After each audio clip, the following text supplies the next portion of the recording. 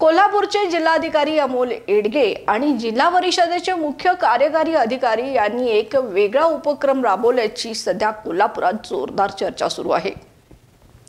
कार्यालयात येण्यासाठी त्यांनी कार नव्हे तर सायकलचा मार्ग धरला।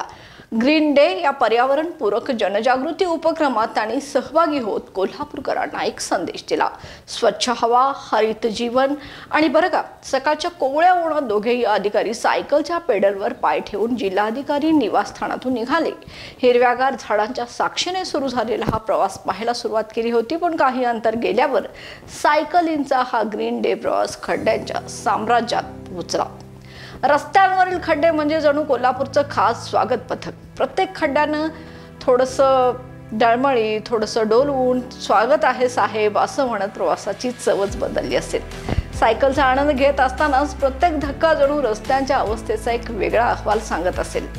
जिल्हाधिकारी आणि मुख्य कार्यकारी अधिकारी यांचा हा सायकल प्रवास पाहून नागरिकांच्या मनात मात्र एकच प्रश्न डोकावत असेल, तो म्हणजे साहेब, आम्ही दररोज या रस्त्यांवरून जातो, आमचा प्रत्येक प्रवास हा असाच असतो, आज तुम्हालाही आमचा अनुभव कसा वाटला असं म्हटलं नसेल तर नवलच बरं का।